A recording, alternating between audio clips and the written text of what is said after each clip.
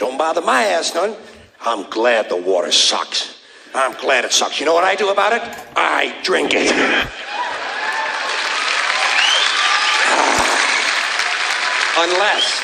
Unless it really smells.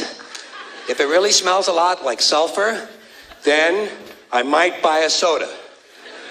But it's got to be a soda loaded with chemical additives. I like a lot of chemical additives in the things I eat and drink. See, I'm not one of these people who's worried about everything.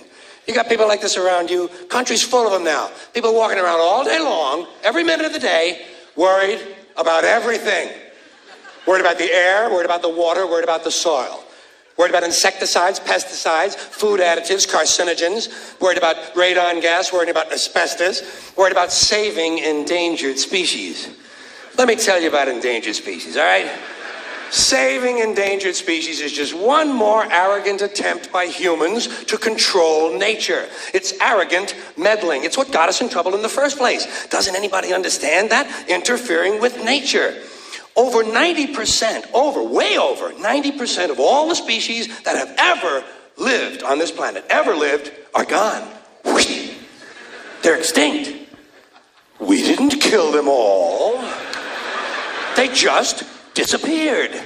That's what nature does. They disappear these days at the rate of 25 a day. And I mean regardless of our behavior. Irrespective of how we act on this planet, 25 species that were here today will be gone tomorrow.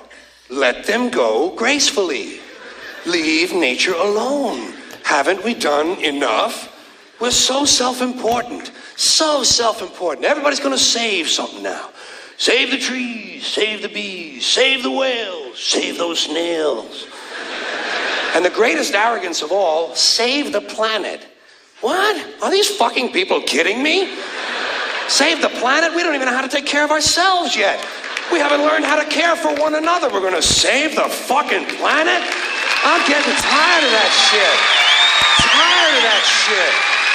I'm tired of fucking Earth Day. I'm tired of these self-righteous environmentalists, these white bourgeois liberals who think the only thing wrong with this country is there aren't enough bicycle paths. People trying to make the world safe for their Volvos. Besides, environmentalists don't give a shit about the planet. They don't care about the planet. Not in the abstract, they don't. Not in the abstract, they don't. You know what they're interested in? A clean place to live. Their own habitat. They're worried that someday in the future they might be personally inconvenienced. Narrow, unenlightened self-interest doesn't impress me. Besides, there is nothing wrong with the planet. Nothing wrong with the planet. The planet is fine. The people are fucked. Difference. The planet is fine. Compared to the people, the planet is doing great. It's been here 4.5 billion years. Did you ever think about the arithmetic? Planet has been here 4.5 billion years. We've been here, what, 100,000? Maybe 200,000? And we've only been engaged in heavy industry for a little over 200 years. 200 years versus 4.5 billion. And we have the conceit to think that somehow we're a threat? That somehow we're going to put in jeopardy this beautiful little blue-green ball that's just a-floating around the sun? The planet has been through a lot worse than us. Been through all kinds of things worse than us. Been through earthquakes, volcanoes, plate tectonics, continental drift, solar flares, sunspots, magnetic storms, the magnetic reversal of the poles, hundreds of thousands of years of bombardment by comets and asteroids and meteors, worldwide floods, tidal waves, worldwide fires, erosion, cosmic rays, recurring ice ages, and we think some plastic bags and some aluminum cans are going to make a difference? The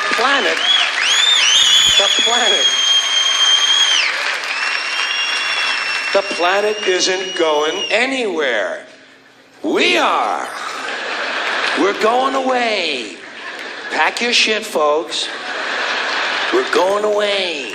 And we won't leave much of a trace either. Thank God for that. Maybe a little styrofoam. Maybe. Little styrofoam. Planet will be here and we'll be long gone. Just another failed mutation. Just another closed-end biological mistake. An evolutionary cul-de-sac. The planet will shake us off like a bad case of fleas. A surface nuisance. You want to know how the planet's doing? Ask those people at Pompeii who are frozen into position from volcanic ash how the planet's doing.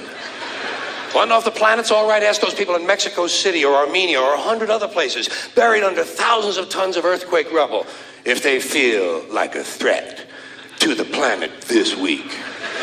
How about those people in Kilauea, Hawaii, who build their homes right next to an active volcano and then wonder why they have lava in the living room? The planet will be here for a long, long, long time after we're gone, and it will heal itself, it will cleanse itself, because that's what it does. It's a self-correcting system. The air and the water will recover, the earth will be renewed, and if it's true that plastic is not degradable, well, the planet will simply incorporate plastic into a new paradigm, the earth plus plastic. The earth doesn't share our prejudice towards plastic. Plastic came out of the earth. The earth probably sees plastic as just another one of its children. Could be the only reason the earth allowed us to be spawned from it in the first place. It wanted plastic for itself. Didn't know how to make it. Needed us. Could be the answer to our age-old egocentric philosophical question, why are we here? Plastic. Asshole.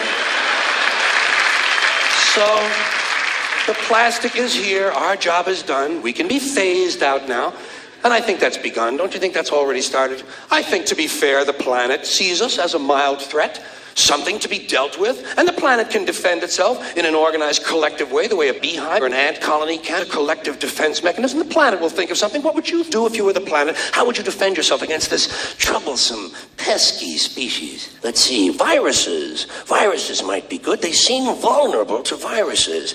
And viruses are tricky, always mutating and forming new strains whenever a vaccine is developed. Perhaps this first virus could be one that compromises the immune system of these creatures. Perhaps a human immunodeficiency virus, making them vulnerable to all sorts of other diseases and infections that might come along.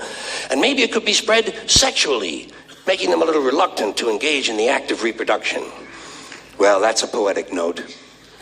And it's a start. And I can dream, can't I? See, I don't worry about the little things. Bees, trees, whales, snails. I think we're part of a greater wisdom than we will ever understand. A higher order. Call it what you want. Know what I call it? The big electron. The big electron. Whoa.